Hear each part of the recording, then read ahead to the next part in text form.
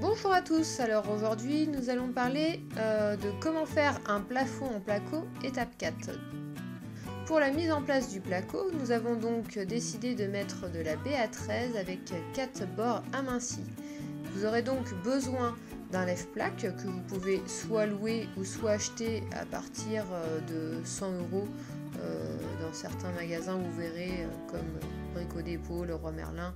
Ça commence à partir d'une centaine d'euros. Vous aurez également besoin d'une visseuse de vis placo, d'un cutter, d'un rabot pour placo, d'une scie cloche au diamètre correspondant au spot ou boîte DCL, tout dépend de ce que vous avez décidé d'installer bien sûr, et une scie à placo, donc une petite scie qui est très pratique pour faire les découpes. Pour installer le placo, donc n'oubliez pas, il y a une étape importante, c'est de passer les gaines électriques avant. Sinon vous allez vous retrouver coincé et vous allez dire bah mince, j'ai des gaines à passer et j'ai déjà plaqué, donc ce sera très ennuyant. Donc c'est une étape importante, n'oubliez pas.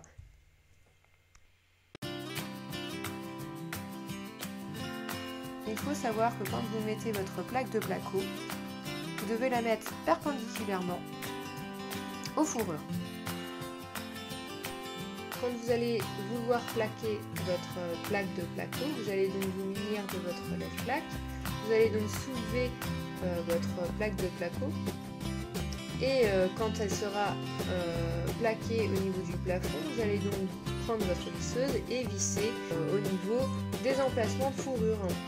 Donc la première plaque de placo est la plus importante à installer car c'est elle qui conditionne le cheminement des plaques suivantes. Si elle est posée en biais, les autres suivront forcément.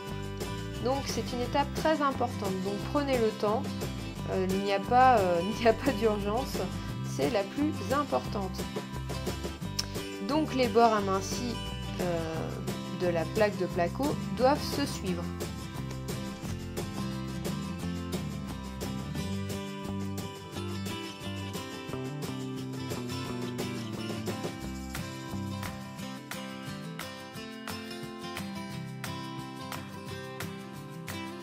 Réfléchissez bien à l'emplacement de vos spots et de vos luminaires. Je vous conseille de faire attention à l'emplacement de vos fourrures. Il ne faut pas que votre luminaire ou votre spot tombe sur une fourrure. Vous allez être embêté avec votre scie cloche. Une fois que vous aurez fait vos trous de scie cloche, vous passerez donc vos gaines et ce sera terminé.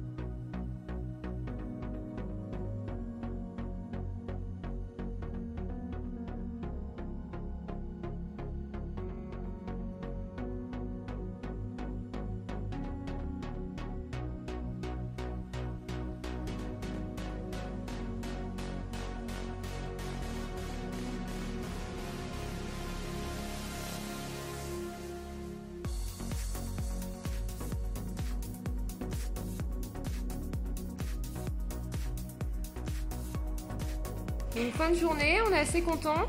On a terminé du coup le plafond, on a comment tiré des gaines. Hop. Donc ouais, belle surface.